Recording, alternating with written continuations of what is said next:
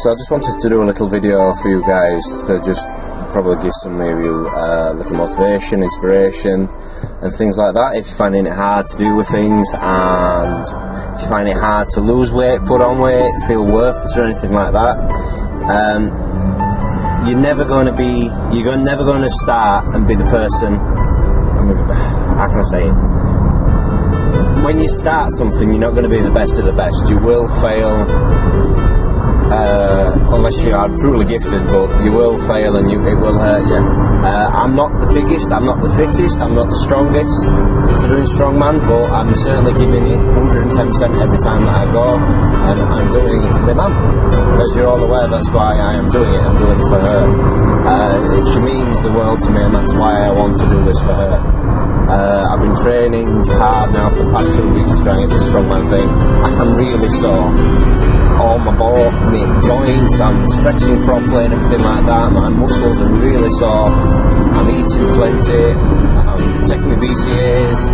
I'm drinking plenty. I'm getting plenty of rest, but it is really hard work, and mentally it is fucking challenging. It is really hard. You understand? Yeah, some people think, yeah, it's lovely, you can eat a lot of food, nice, but you won't believe how much food you have to physically fucking eat. It is ridiculous. The training is so hard. I did the Conan wheels the other day, and it were only 260 kilo, which is about 40 stone, and that's like just past novice standards. That's into the open, but nowhere near to the size that all these big bastards can lift. But hopefully one day, if I carry on training and I keep eating and I've got my family behind me and things like that, and I've got that fuel to fire me, my mother, that's my fuel, it's my main fuel, then I'll succeed. So don't worry if you're feeling worthless or you just don't feel like you're making a difference. Just keep on plugging, keep on plodding on and making a difference. You will, even if I inspire one person, that's all that bothers me, is if I inspire that one person and make that one person's life a little bit more bearable, because it is really hard. I don't want to really go back into much about talking about my mum and what happened with her. I'll just end up crying again. It's really hard. You do learn to deal with it. Oh fuck it, we'll talk about it. We'll talk about it. I'll start from the beginning really. I'll say it so you'll not see me cry. I'll do it to a point where you can actually understand what I'm saying. So 2 years ago, my mum was drinking secretly. She'd been drinking for a while. She'd never told us why, but I feel that the reason was she never really got over the death of my granddad, who died from drinking also, Grandad Fred. He died from drinking. She never got over that. She had spinal arthritis in her neck, so the discs in her neck were deteriorating, and she just tripped over randomly, hurt her knees, everything. She just was in such a bad mess. Every drug under the sun, pill-wise, medication, not the drugs, just to make her feel a bit better, but it still didn't work. So she just drank, and it was still hurt, so she drank a bit more. It still hurt, so she drank a bit more until the pain goes away. And she was drinking 2 to 3 bottles, little stubby bottles of vodka a day. She eventually, one day she was really ill at my dad's, so I went to my dad's, and she was in bed, she couldn't move, couldn't talk, and the whites of her eyes were yellow, and the stomach was bloated and the skin was yellow, and I knew exactly what it was. I rang the doctor that day, and the doctor said if I wouldn't have called, she would have died there and then. So we got an extra 2 weeks with just to come to terms with what were happening and trying to not think too much into it, that she was going to die, but it was inevitable, she was going to die. So trying to get your head around that and trying to explain it to yourself and your friends and your kids and getting as much support, it was really hard. It was really hard.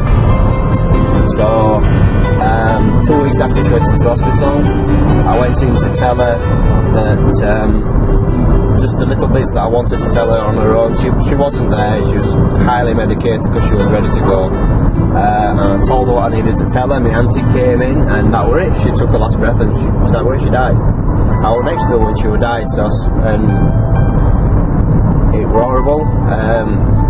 You could just see everything, that were it, but I knew she was at peace and she wasn't in pain anymore, and that's the main thing, that she wasn't in pain anymore. Then after that, we had to sort out the funeral. It didn't hit home. It still hasn't hit home. Some days, anyway. I can't remember much of the funeral day. There were people there that I saw. My mate Richard and my mate Matty Reynolds. They were there. Sorry guys, I didn't really say much to you then. I my head with my ass. I didn't know me died from my fucking elbow or I were in a right state. It was really hard waking up every morning knowing that I'll never see her again and things like that. It was really hard.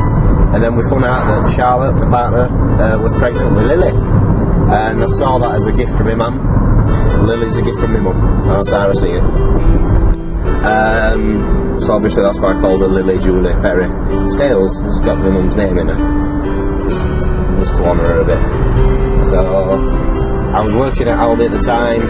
I was off sick, it didn't really work out, so I had to leave. I didn't have a job. I had to sell everything that I collected over the years, so guitars, games, consoles, everything. I had to sell everything just to pay the bills. But that's it. You can't explain how it is until you've actually gone through it. It's weird, really weird. You make a lot of bad decisions. So if it ever happens to you, you're going to make some stupid decision that you wish you never did. You get this car, it's a bag of shit. So yeah, I got in a rut, I kept eating, I turned into a fat bastard again. I did really well before my mum died. I lost all my weight. I dropped down to 17 stone, I was 23 stone. I got down to 17, so I lost it all, then she died, then I banged it all fucking back on, and turned into a fat bastard again. So, happy fucking days. What else? While I wasn't working, I was looking for jobs, just trying to drop on. I went back to Costello and did a shift, and fuck that. Fuck going back there. I did a lot of painting, furniture, shabby chic stuff, cosplay, anything to just occupy my brain, just to try and distract me from what had happened. And it did work, it did help a little bit. 2 years on, I'm a manager at a butchery, family-owned business. I've got 2 beautiful daughters, Lily and Alicia, who I'm just picking up now. She's at nursery, so I just want to get her. I just finished doing a video. And a beautiful partner that I'm engaged to and ready to marry. Just need to get things sorted first. So yeah, I go to the gym pretty much every day for 2 hours, apart from Tuesdays and Saturdays. Tuesdays I've got Ali, and Saturdays it closes, so I can't go. And then Sunday I do my length training. That's pretty much it. But things, I've been through a lot of shit at such a young age, so it's really hard to deal with. That's why I feel I'm a lot older than what I am. But if anybody needs to talk or anything, just message me, ask me. I've got to deal with things. I don't mind putting in comments, I'll talk. I don't mind talking about it. A lot of people feel like they can't talk about it, but I can't. If you need help, just ask. You don't get if you don't ask. So that's pretty much my piece, guys.